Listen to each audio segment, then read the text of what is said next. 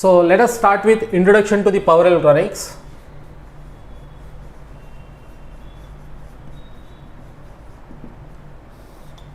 So if you see power electronics, starting from fan regulator to heavy machineries in industries, everywhere we can find power electronics. Because nowadays if you want to list the number of applications of power electronics, we can list number of pages, we can fill number of pages. Why? Because everywhere we are using power electronics only. So in that, one of the application is HVDC. In power systems we use power electronics, that is HVDC. Now what is the conventional power system network? The conventional power system network is we generate the power somewhere, and then what we do, this is the generation. After that what we do, we transmit the power over a long distances, this is transmission, and then distribution, and then finally to the loads.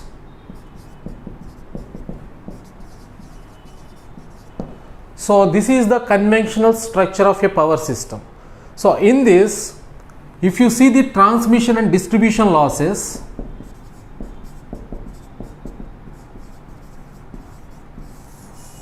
so if you see the transmission and distribution losses in our India, practically it is around, if you see the last year records, it is around 20.5%.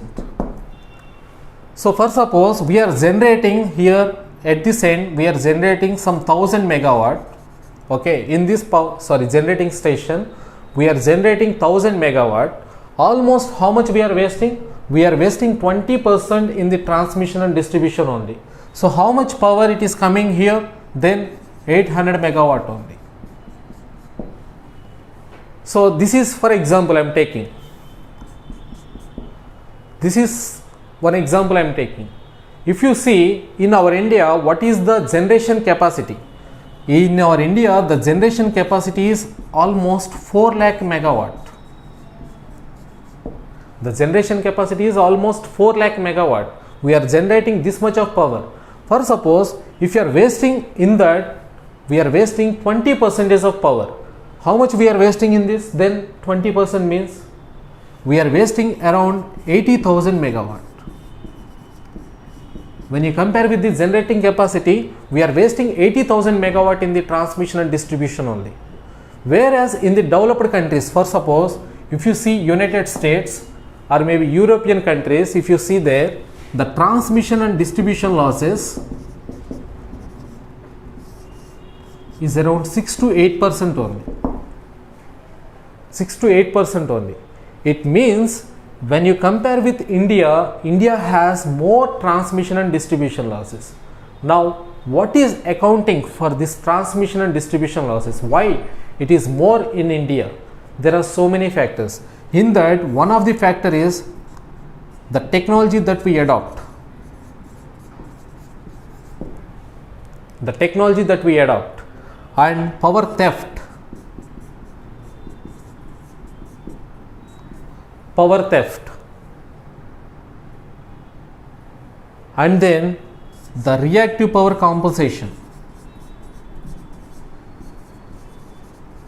So no need to remember, just simply this is the introduction. Okay,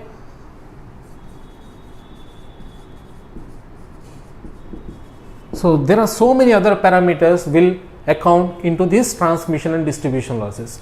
If you are able to save 1% of transmission and distribution losses, we can save around 800 megawatt of generation capacity. How much we can save? We can save around 800 megawatt, 700 to 800 megawatt of generation capacity. So that much important saving this transmission and distribution losses. Okay. So here, how to transmit the power? Then there are two ways. One is HVAC, another one is HVDC. So here, if you adopt HVDC technology, we can reduce the power loss. Okay, how? Let us see. What is the comparison between this HVAC and HVDC? So HVAC means high voltage AC transmission, HVDC means high voltage DC transmission. Now coming to the HVAC, how we transmit the power? Basically we transmit the power using three-phase double circuit.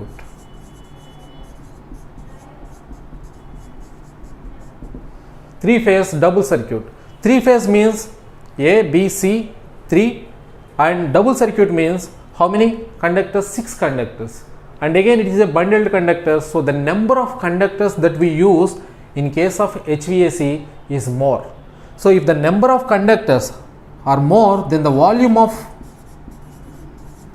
conducting material, if conductors are more, then the volume of conducting material will be more or not?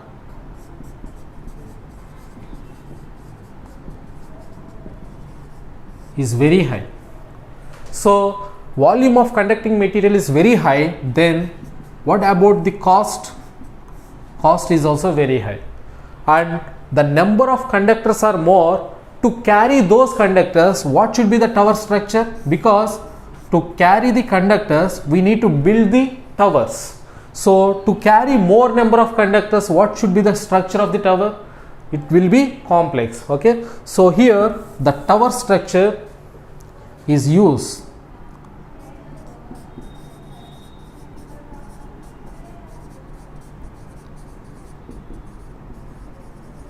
Huge. If the tower structure is huge, again the cost of the tower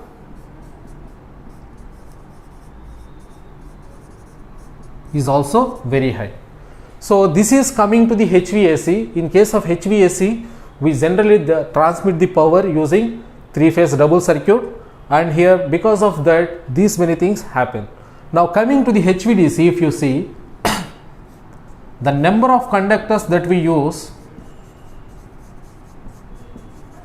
because it is high voltage DC transmission. In case of DC, we have either positive, negative, plus minus only. So here the number of conductors are less. Why? Because we require only positive conductor and negative conductor, or maybe the positive conductor and negative with ground. Okay, so here the number of conductors are very less compared with this one. So less number of conductors, so the volume of conducting material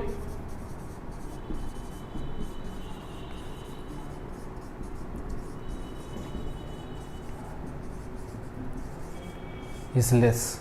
If volume of conducting material is less, then the cost of conducting material definitely less. Okay, and the next one is here, to carry less number of conductors, definitely tower structure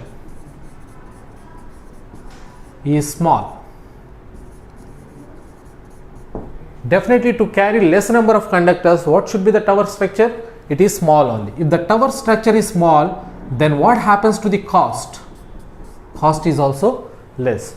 So whenever it is concerned, or whenever you compare the HVAC and HVDC, in these things definitely HVDC has many advantages. Okay, so the next comparison is here I'll remove this.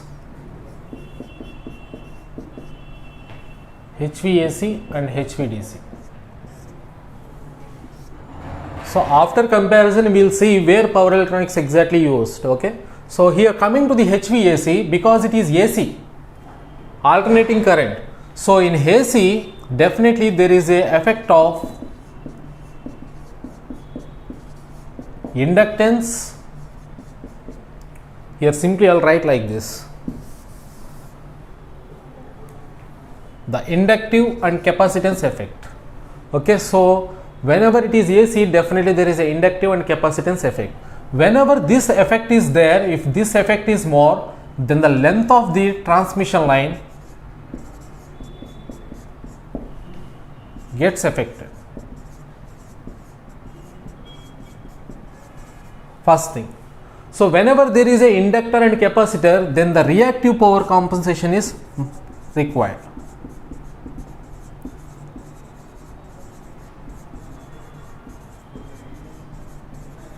So if you don't compensate the reactive power throughout the transmission line, definitely we cannot, means we get the more losses.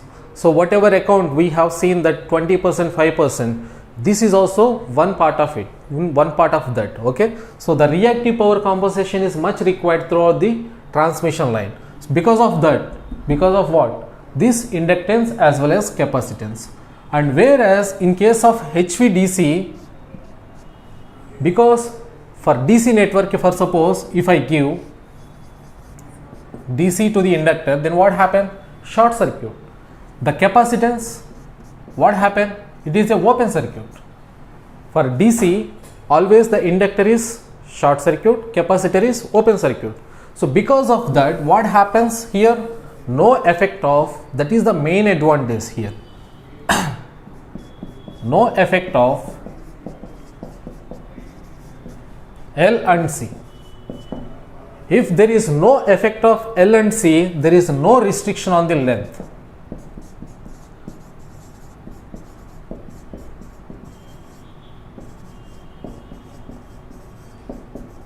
Length of transmission line. There is no restriction on the length of the transmission line.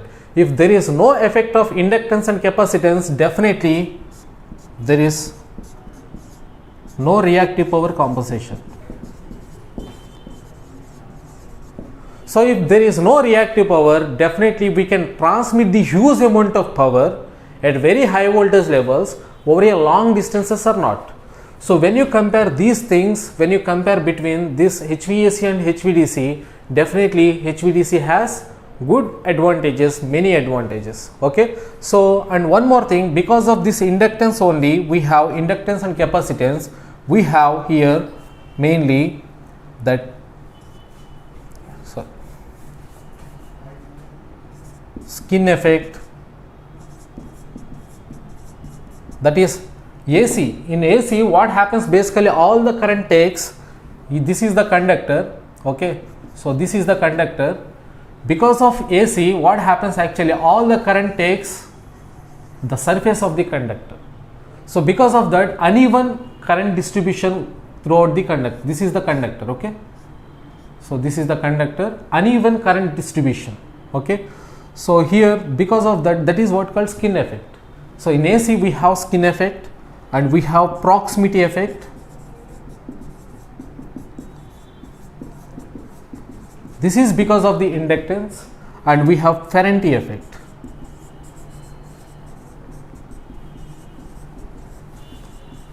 So these are highly affected parameters. Okay, but whereas in case of HVDC, if you observe, there is no effect of inductance and capacitance. So here no proximity effect, no proximity effect. Here no Ferranti effect,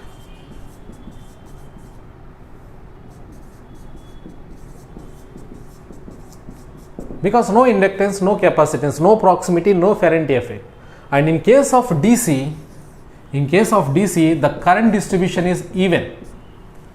Okay, so throughout the cross section the current distribution will be there, so no skin effect.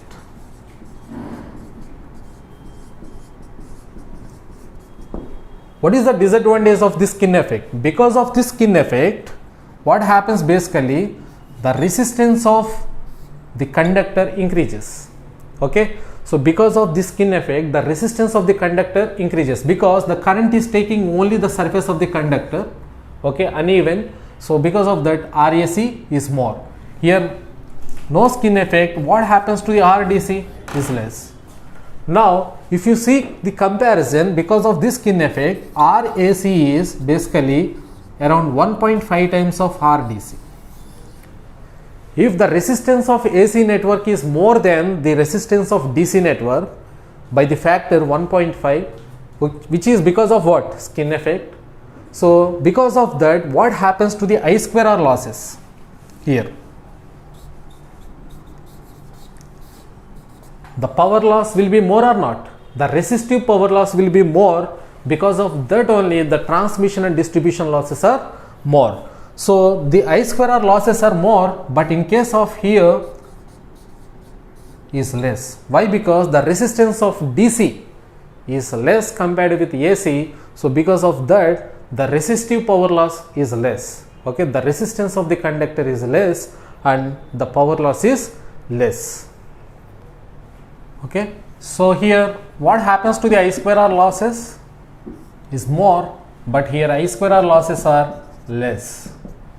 If the resistive power loss is less, definitely the transmission and distribution losses can be here. Transmission and distribution losses can be reduced or not. So if you reduce that, then definitely we can save more power. Okay, so that's why here HVDC has many advantages compared with the HVAC. Okay, and other thing, if you discuss the heating problem, here the resistive loss is more, then the heating of the conductor will be more here, then the heating problem is less. Okay, so here in case of HVAC, this is the conventional way, conventional power system network. Network means what? It's a circuit simply. So here power system grid, also called as grid, means what? It's a network only, comprises of generation, transmission, distribution and loads. All together is called as a grid. So here the generation, and then what we do basically, we step up the voltages. Okay, so and then we do the transmission, and again we step down the voltage level and we give it to the distribution and then loads. This is the structure. Here what we use basically the transformers, bulky transformers we use in case of HVAC. And as we have seen the transmission, it is a three-phase double circuit, and the disadvantages of HVAC transmission we have seen, right? Now if you move towards this one HVDC, if you adopt this technology, what this HVDC is? This is the generation, and then what we use? The converter station. Because what we require? HVDC, high voltage DC transmission. This is high voltage DC transmission. So to convert the power from AC to DC, what we use here? That is rectifier. Converter 1, this is the rectifier. So and then, but our general usage is generally done in AC only. So again we need to convert the DC to AC. So what we use here? Inverter. This is the converter station. Generally we call it as converters only, both rectifier as well as inverters. So whenever you see the configuration, we will come to know that it is a inverter. The requirement is inverter. Okay, so again we get the AC, and then we we distribute it and we give it to the we give it to the loads. So here HVDC has many advantages when you compare with the HVAC. Over a long distances we can go for HVDC to transmit what? Huge amount of power. But here what are the problems then? What are the problems of HVDC? The problem means the challenges are here, this rectifier stations as well as inverter stations. Okay, so where we use power electronics? Exactly here only. So whenever you use the power electronics, there are so many other problems like harmonics. Okay, so again I will discuss those. So main thing is power electronics. So if we use power electronics, definitely we are getting many advantages. We can transmit the power in DC. So DC has many advantages. Okay, DC transmission has many advantages. So where we use power electronics, the application of power electronics here in HVDC is here, both in the rectifier station as well as inverter station. Now if you observe, HVDC has many advantages over HVAC. So by adopting what? Power electronics technology. This is one of the application of power electronics, okay, in power systems. So the next application is microgrid and smart grid.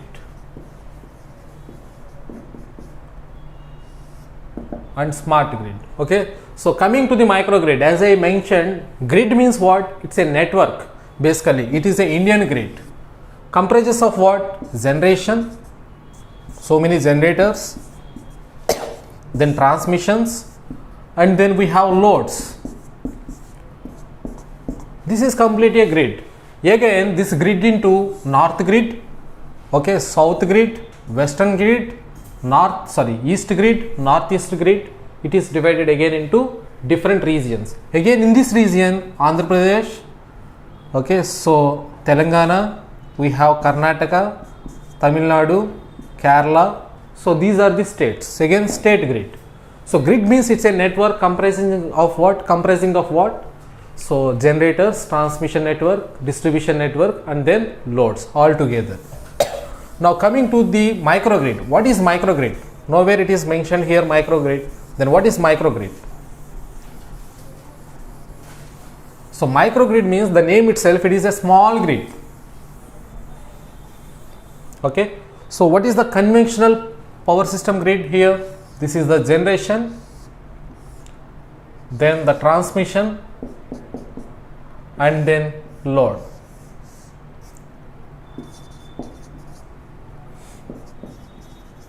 Okay. So generating somewhere far away from the load centers and transmitting over a long distances and coming to the loads. So what is happening in between? There is a huge loss of the power.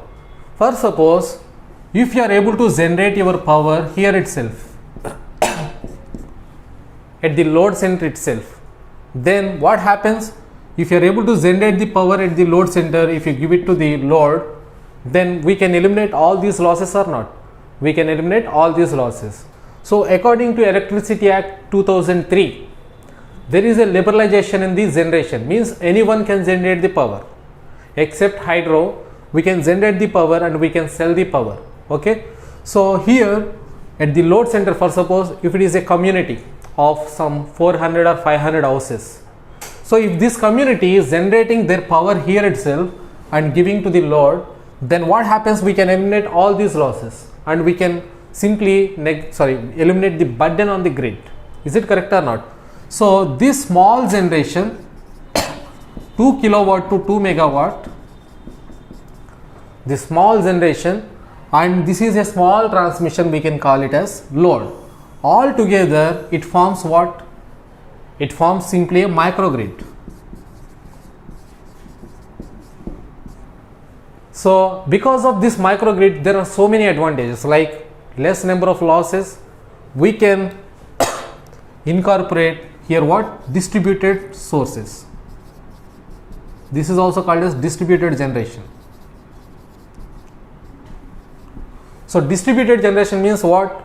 Simply using solar, wind, less means low generation here. Okay. So this is distributed generation, like solar we can use, wind we can use, renewable energy sources. Okay. Wind we can use, or fuel cell we can use, we can tidal power.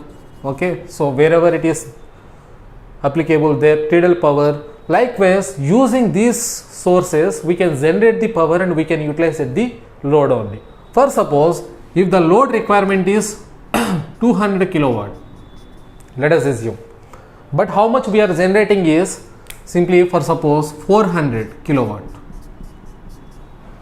So your your requirement is 200 kilowatt, but what we are generating is 400 kilowatt. So excess power is how much? Excess power is simply 200. Excess, this is. So we can sell this power 200 kilowatt, this back to the grid. So 200 kilowatt here, 200 kilowatt we can sell to the grid.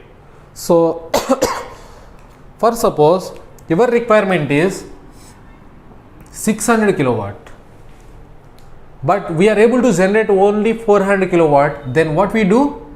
Whatever extra power required, we can take it from the grid.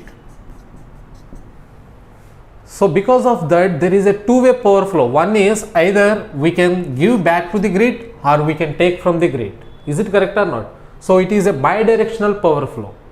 And is that simple, like, okay, we connect one wire and take the power, or simply we connect one wire and we will take the power? Is that simple?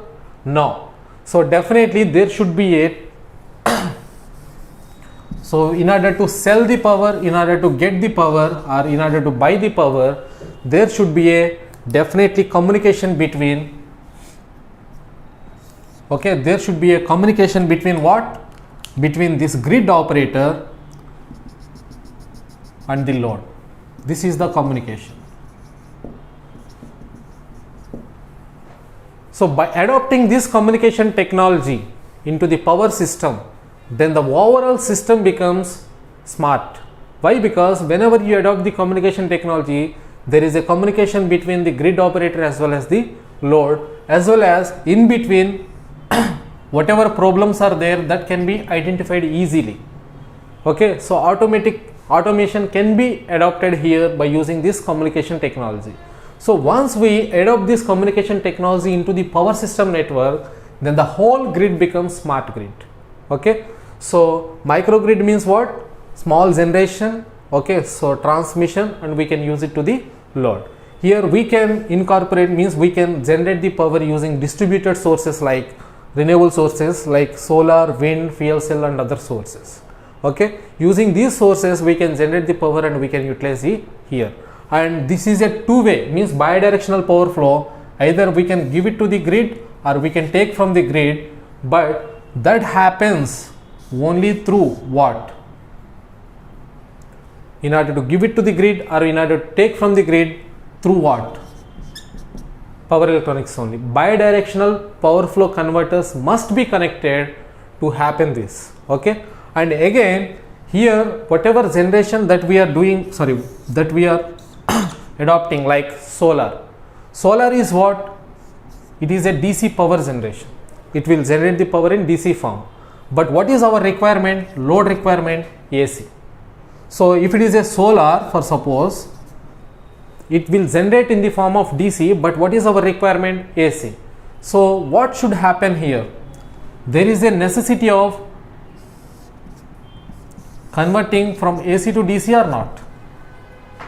Definitely there is a necessity of converting from AC to DC. What is required here? Power electronics. Without power electronics, this is not possible.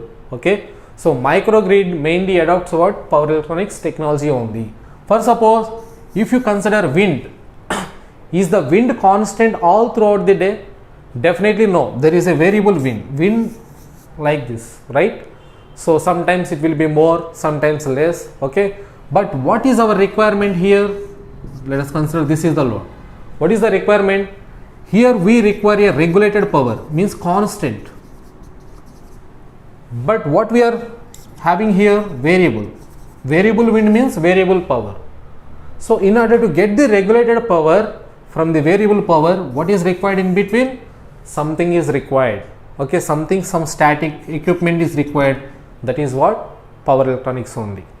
So in order to get the regulated power or in order to convert the power, so in order to form this microgrid, the main role, key role is power electronics only. And one more thing here I just want to mention, not only for conversion or simply to regulate the power, here in order to connect this microgrid to the main grid,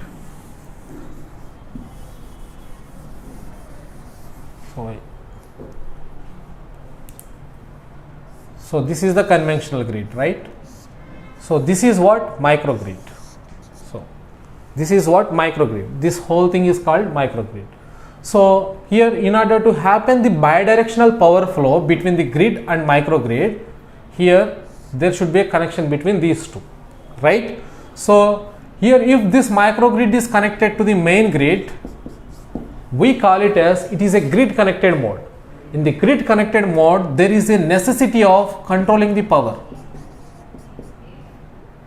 controlling both voltage as well as frequency, because whenever you connect with the main grid, so whatever voltages or frequencies are there, that has to be matched with your main grid, otherwise there is a big problem.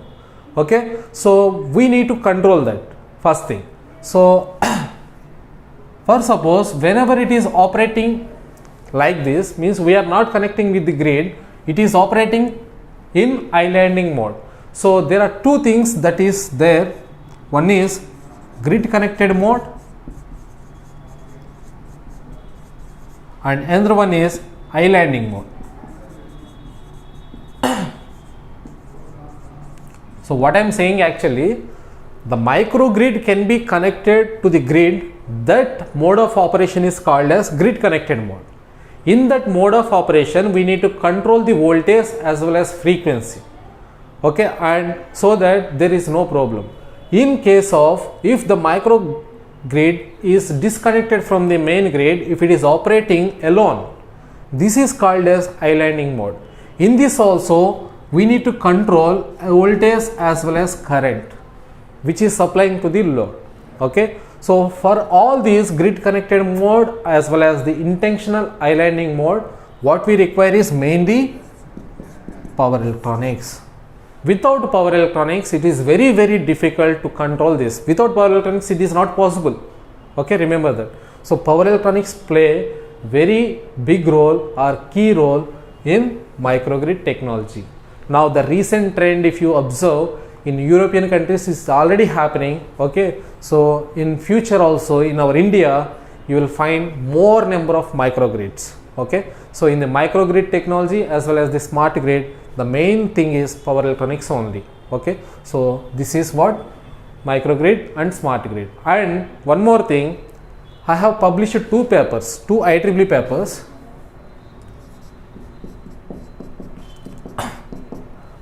So during my MTech, I published two IEEE papers on microgrid and grid interfacing converter systems. So one is on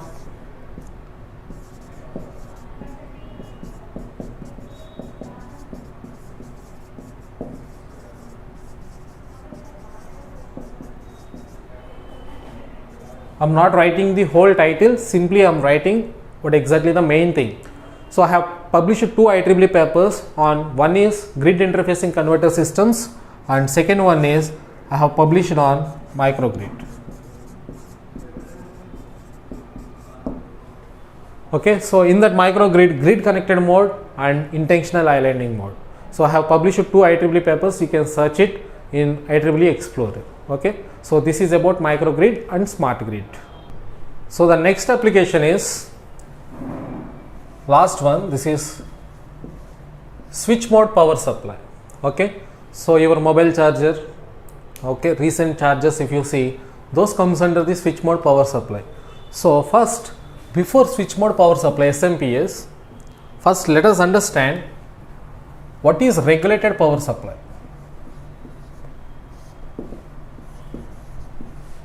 Regulated power supply.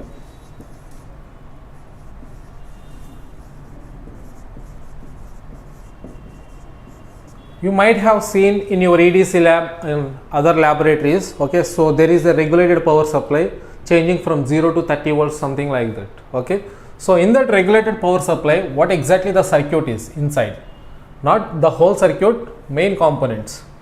Here, what is our available supply at our home? That is single phase 220 or 230 volts, AC 50 hertz, frequency is 50 hertz, 230 volts, AC supply. Okay, so what is our requirement basically? So let us assume our requirement is something like 5 volts DC, our requirement.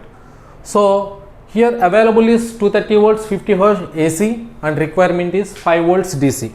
Then in regulated power supply, what we do is first directly we will step down.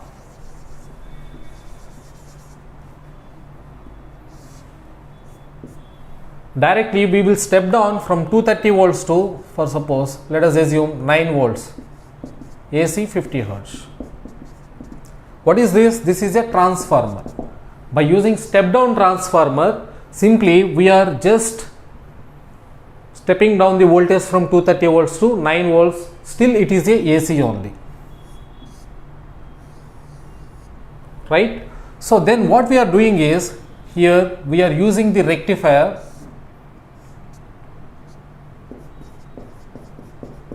Rectifier means what? AC to DC.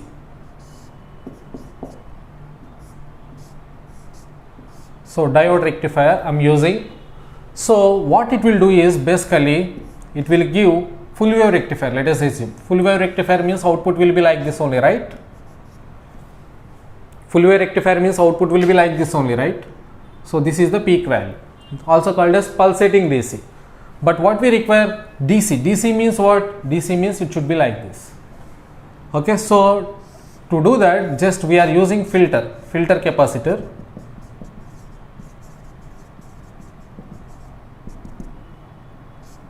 Okay, so filter capacitor, then we are getting DC only. So capacitor will maintain constant value, definitely. Okay, so it is like a filter. And then what we use is either resistor, variable resistor, or maybe any other equipment. These are the main components. Okay, so that we get some 5 volts DC. In this overall circuit, if you observe at what frequency the transformer is operating.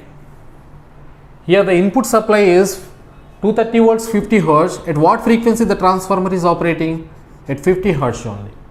Okay, at 50 hertz the transformer is operating. So, and next one, here by using this equipment, definitely there is a power loss or not? There is a power loss. So in this regulated power supply, the main disadvantage is this one.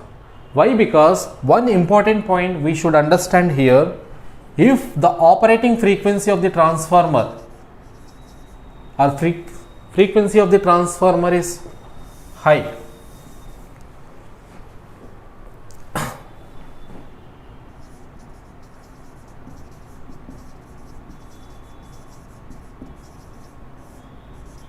then in case of transformer, if the operating frequency is very high, then what happens to the size and weight of the transformer?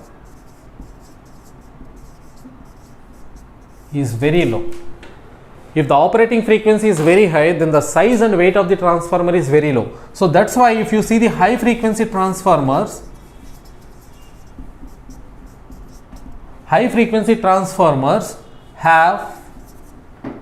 transformer has, simply I'll write like this, high frequency transformer will have the size and weight very low. Okay, so high frequency transformers will definitely has very low in size, so low in weight. Okay, so less in weight. So this is, we take the advantage of this one. Here at what frequency the transformer is operating? The transformer is operating at very low frequency. Because of that, this transformer become bulkier. It means the size and weight of this transformer is more. So that's why if you see the regulated power supply, the weight of the regulated power supply and the size of the regulated power supply is more. Okay, so to get that, to get the same 5 volts DC, I am now using another circuit. Switched mode power supply.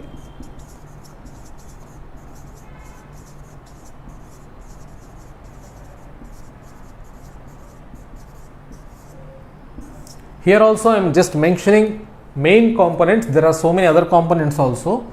So here what I do is, same single phase 230 volts 50 hertz AC supply. At our home available is single phase 230 volts 50 hertz AC supply. Now first I will do is, first I will directly convert AC to DC. Means I am using what? Rectifier. I am using rectifier. Directly what I am doing here, I am converting AC to DC.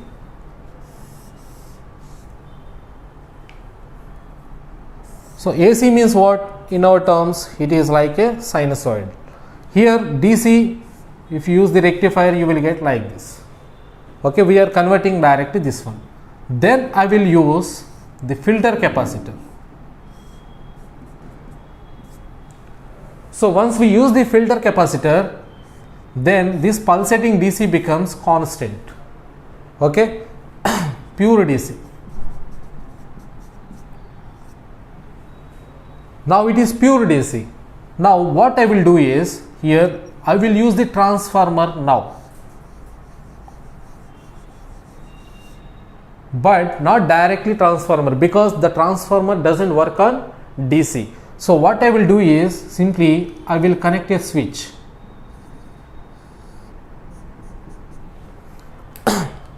This is a switch.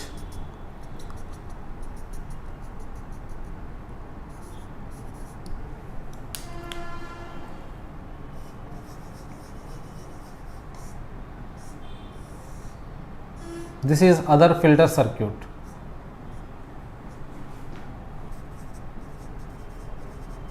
Remaining circuit, filter circuit.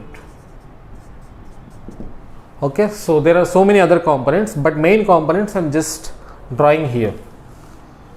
So this is also a transformer I am using, but not directly.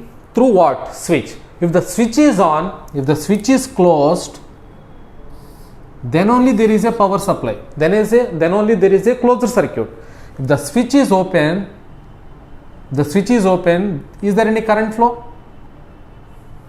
Is there any current flow? No. Why? Because it is open circuit, no closed circuit. Okay, so means no closed path, so no power flow, no current flow, no power flow.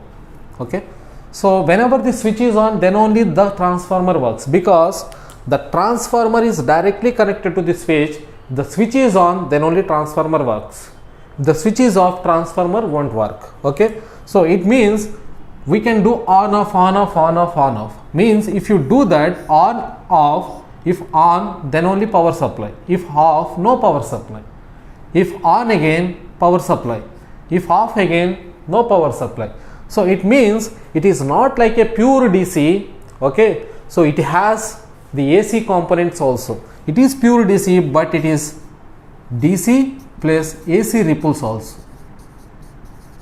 What it has? DC as well as AC ripples. Why? Because of the switch. We on off the switch, so that the waveform appearing across the transformer will be like this. Okay, so it means it is not only DC, it has AC ripples also. You will come to know that in Fourier series, this one. Okay, so here finally what I am saying here, the transformer is connected through this switch. For suppose if you are operating this switch in megahertz or maybe in kilohertz, or kilohertz megahertz, we will write.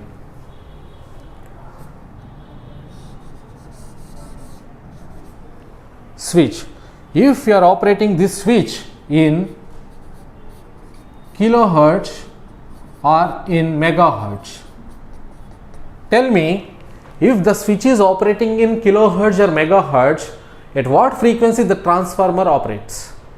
As the switch is directly connected to the transformer, if the switch is operating in kilohertz or megahertz, then definitely the transformer also works at very, very high frequency. So here the transformer, I will write here better, operates at kilohertz and megahertz. If the transformer is operating in kilohertz or megahertz, then high frequency transformer size and weight of that high frequency transformer, what happens? Very reduced. Okay, so the size of this transformer is very, very small and the weight of the transformer is very, very low. So if we are reducing the size and weight of this equipment, then what happens to the overall equipment size and weight? The overall equipment size and weight will be very less.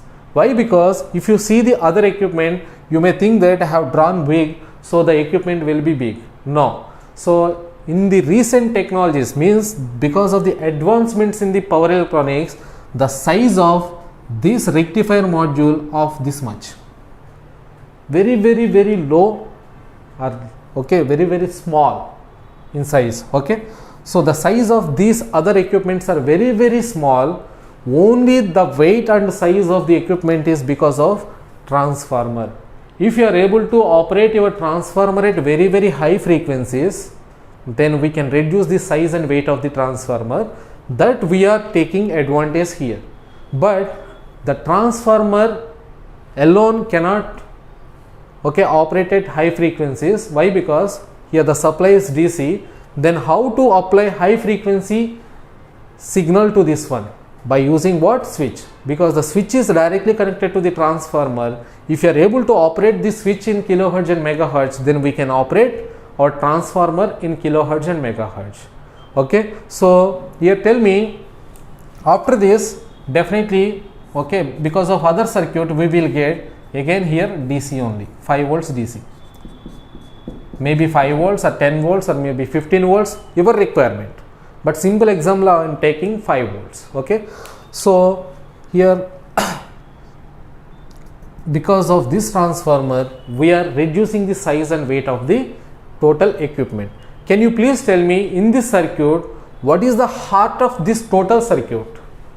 What is the heart of this total circuit? Switch. If there is no switch, there is no possibility of operating this transformer in kilohertz and megahertz. It means we cannot operate at very high frequencies, so that we cannot reduce the size and weight of the transformer. So that's why the heart of this whole circuit is switch only. Okay, but is it a manual switch? By sitting there we do like this, on off on off on off? Definitely no, right? It must be a semiconductor switch. So electronic switch. Electronic switch means, always electronics means semiconductors only. Semiconductor switch. Now in the overall circuit, what we are doing basically, in overall circuit, here tell me what is the input form of input form? It is AC power. Now what is the output form? DC. Input is AC, output is DC. So what we are doing here, we are converting from AC to DC. Is it correct or not? What we are doing, input is AC, output is DC power we are getting. So what we are doing here, converting. And the next one is, what is the input voltage here? 230 volts. What is the output voltage? 5 volts. So from 230 volts to 5 volts. We are controlling the power or not? We are controlling the power. Means we are controlling the level of voltage from 230 to 5 volts. Okay, power means what? Voltage as well as current only. We are controlling voltage means we are controlling the power also. So first thing is, we are converting from AC to DC, also controlling the power. Now what is the heart of this circuit? Switch. What switch? Is it a manual switch? No, semiconductor switch. Now what is the definition of power electronics here? The definition of power electronics, if you see, let me write here.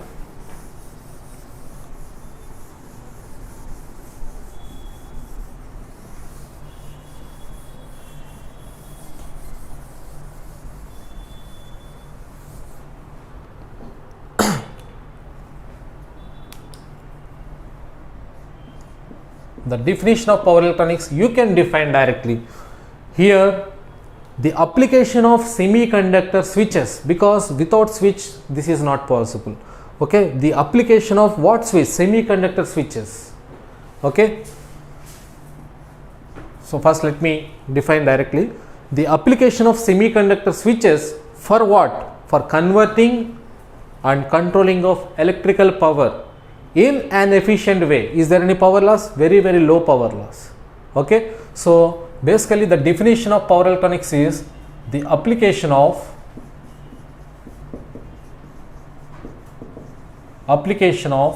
semiconductor switches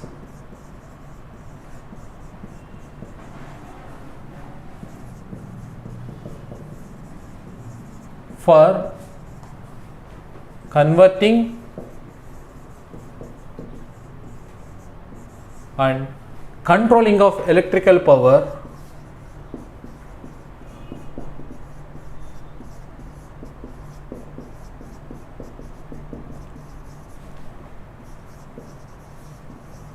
in an efficient way.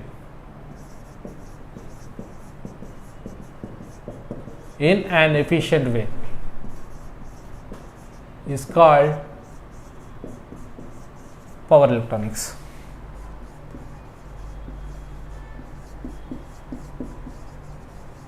So it is a combination of both power as well as electronics. The power is what we are doing, we are converting the power and controlling the power. Okay, so electronics means what? By using what? Semiconductor switches.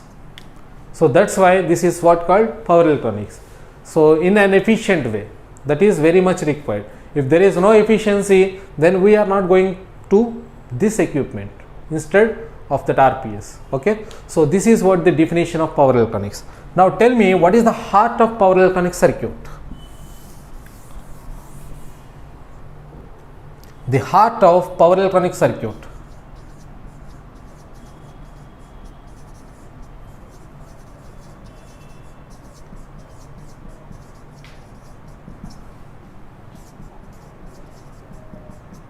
Is what? The heart of power electronic circuit is simply the semiconductor switch.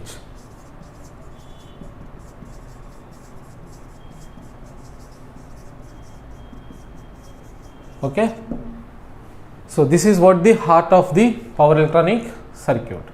Now let us draw the block diagram of power electronic circuit.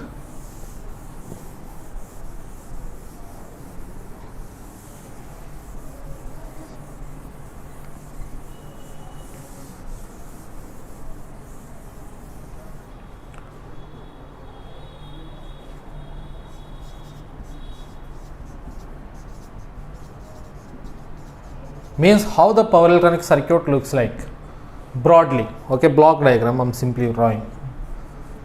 So here it mainly consists of two things. One is power modulator.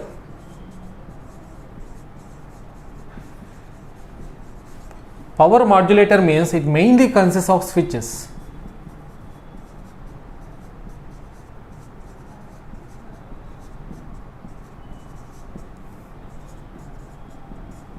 It mainly consists of switches. It means, for suppose if it is a half wave rectifier or fully controlled rectifier, let us assume.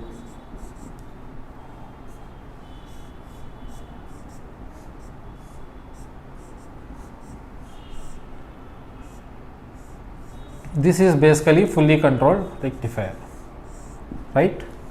So thyristors all are. Generally this is the fully controlled rectifier. This is what called power modulator. Power modulator means it modulates the power. Okay, so here mainly consists of switches, but to operate this power modulator, what is required? These gate signals are required. Is it correct or not? Who will provide that gate signals? Somebody has to give the gate signals. Who is that person? That is controller. This controller will generate the gate signals or control signals to the power modulator. Okay, power modulator means nothing is there, simply switches. The configuration, it may be fully controlled, half controlled, or maybe your customized design. Okay, so that is what power modulator. The next one, who will provide the control to that power modulator? Controller. This controller can be designed using, it can be a microcontroller or maybe DSP controller, digital signal processing controller, or microcontroller. So what this controller will do? It will generate the control signals.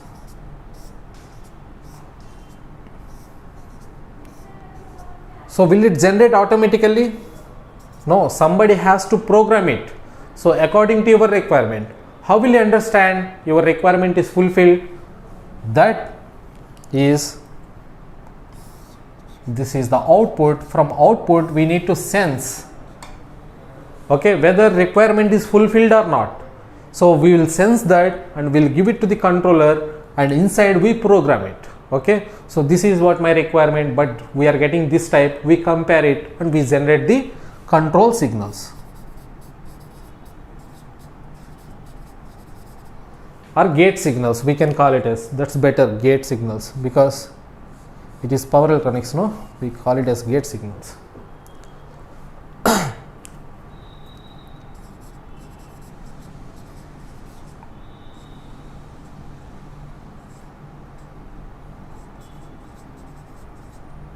gating scheme. Okay, so and this is what input.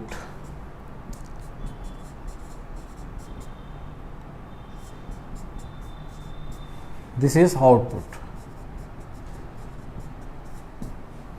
Okay, so this is the overall block diagram of power electronics. Now can you please tell me, as a power electronics engineer, where you work? Basically in companies you work in both. Okay, some people, so your customized design you have designed, somebody has designed half wave rectifier, okay, and other person came and he designed some full wave rectifier. He found that there are so many advantages. After designing this power modulator, main thing is we need to control. Is it correct or not? This is like a body, this is like a brain. Okay, if brain is not there, then body won't work.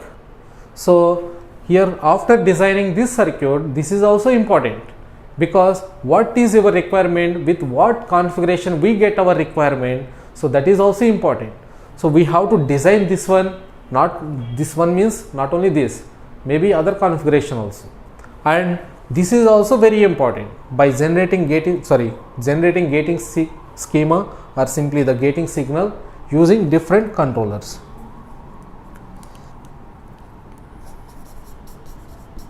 So both are important. We work at both places. Depends on the company and the depends on the situation we work. Okay, so this is the overall block diagram of the power electronics circuit. Okay.